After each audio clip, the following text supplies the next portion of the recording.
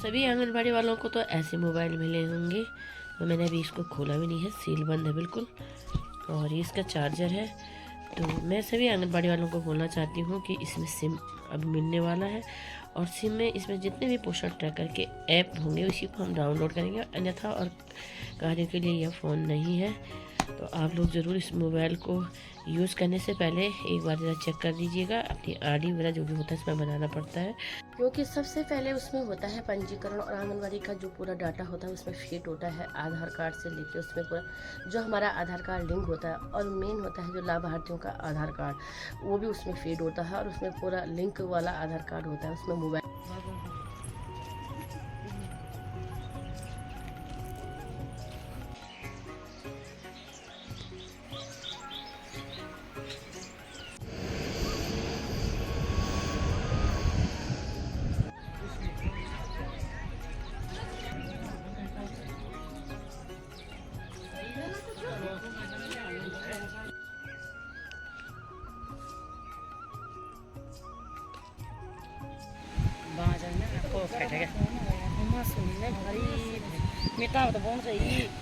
चौक जाना। और ये देखो ध्यान लूण बनी तुम्हारा आज इधर। राधे राधे राधे बोल, राधे राधे राधे राधे बोल। महिला कांस्टेबल हम पहुंच चुके हैं।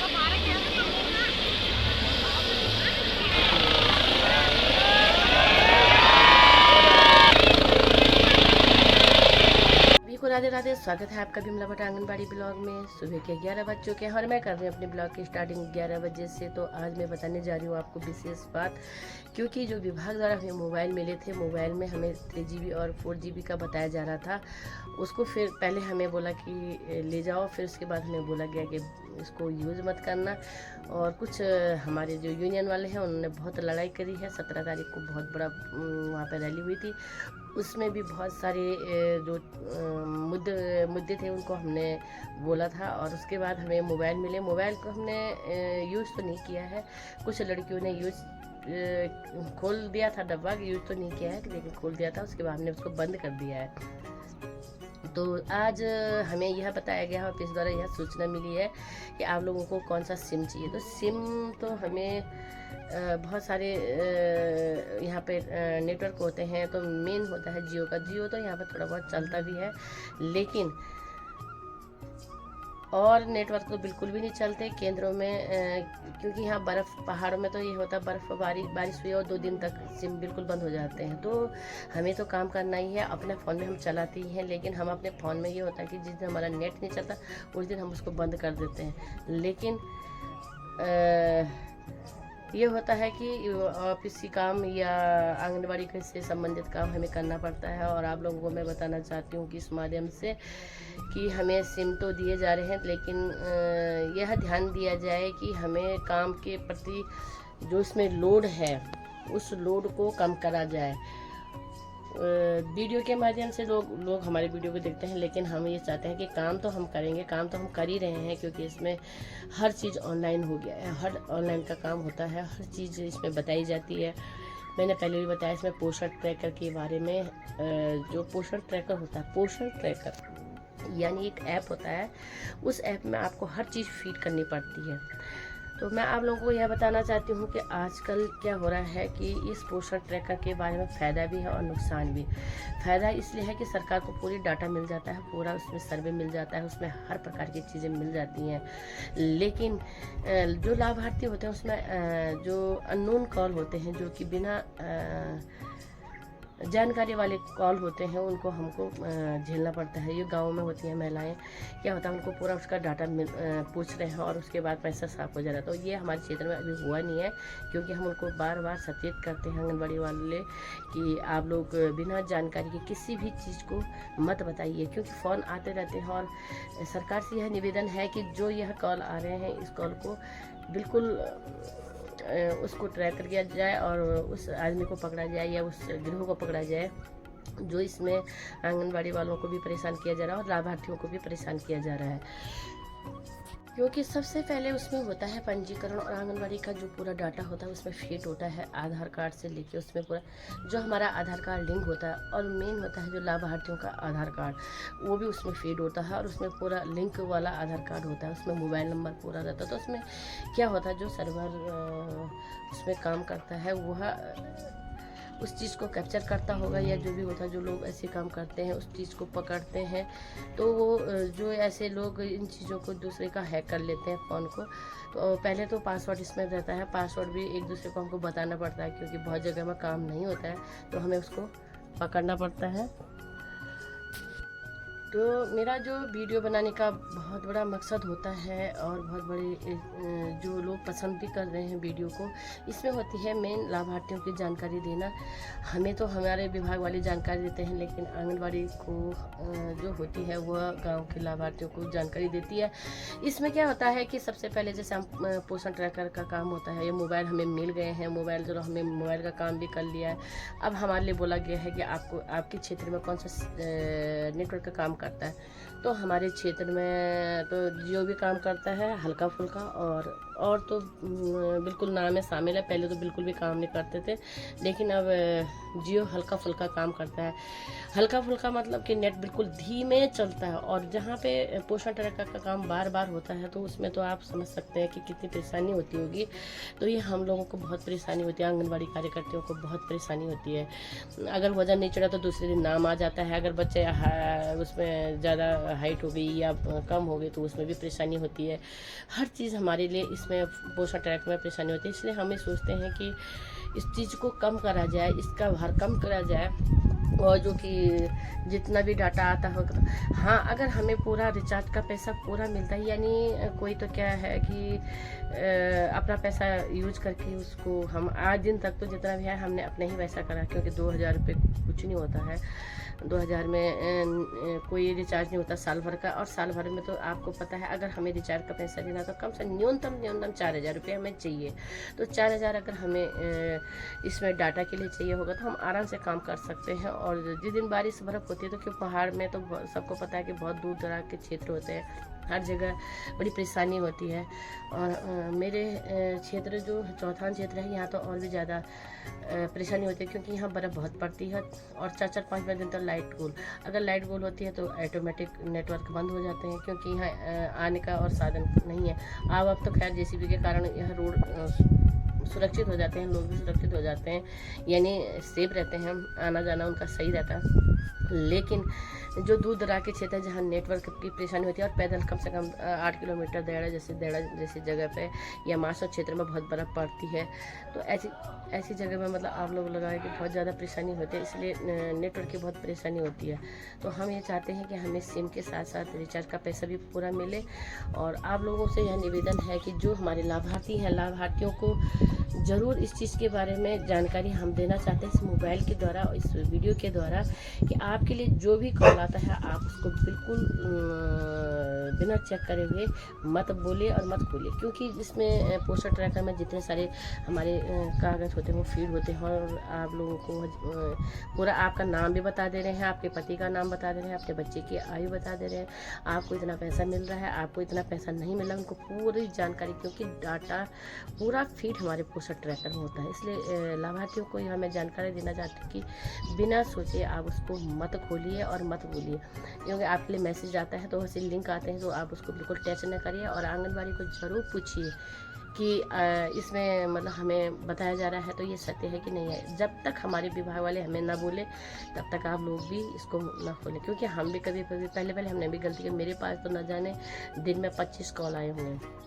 तो थोड़ा हमको बोलने का है तो मैं थोड़ा बोल बाल के डांट उड़ के उनको उल्टा सुल्टा बोल के उसको वो फ़ोन खुद ही काट देते थे।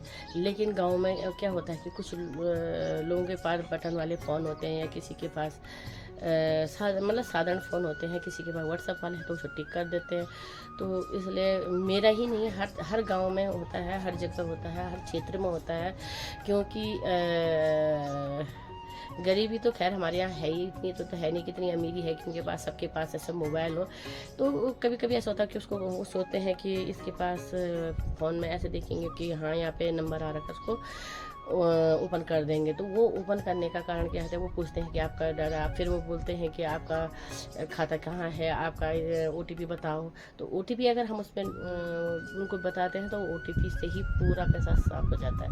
तो पैठानी साइड में भी 1-2 का हुआ था आंगनबाड़ी का, शायद मुझे कंफर्म नहीं है, लेकिन हुआ है। और कितने फौजियों के भी तो हुए हैं कि जिनके पूरे पैसे साफ हो गए हैं। इसलिए विभाग से ये हम बताना चाहते हैं कि इतनी जानकारी इस फ़ोन में मत डालिए कि लोग उसको बिल्कुल कैप्चर कर ले या दूसरे का पैसा भी साफ हो जाए।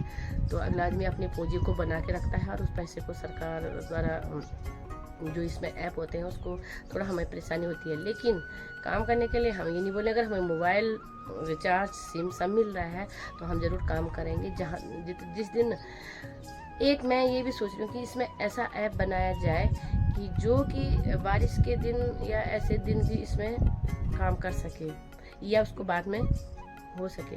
क्योंकि अगर हम उस दिन उसको अटेंडेंस नहीं लगाते हैं, अगले दिन हमारा क्या होता है, मानदेय कट जाएगा क्योंकि उसे अटेंडेंस नहीं लगी है।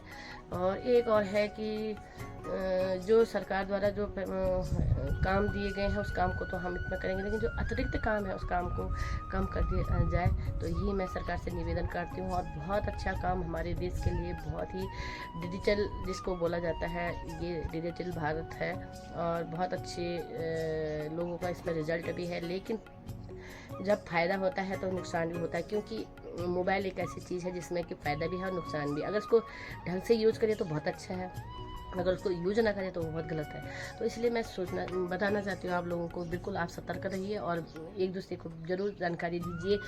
और मैं तो अपने क्षेत्र में क्या, अपने जो भी अतिरिक्त क्षेत्र भी होते हैं मैं उनको जानकारी देते रहती हूँ जितना मेरे को आता है। मैं ये नहीं बोलती मुझे आता है, मेरे से बहुत ज़्यादा लोग पढ़े लिखे हैं, बहुत ज़्यादा ज्ञानी हैं।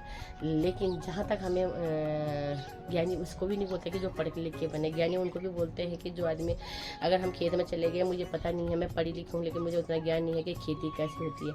तो गाँव में जो काम करते हैं उनको पता होता है कि खेती किस हिसाब से करते हैं। तो अलग अलग प्रकार के इसमें ज्ञान होता है। ज्ञान तो बच्चे को भी मिलता है और बड़े को भी मिलता है। तो मैं आप लोगों से यह बताना चाहती हूँ कि आप लोग ज़रूर पूरी वीडियो को देखना और शेयर ज़रूर करना।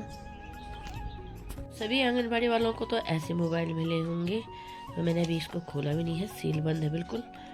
और ये इसका चार्जर है।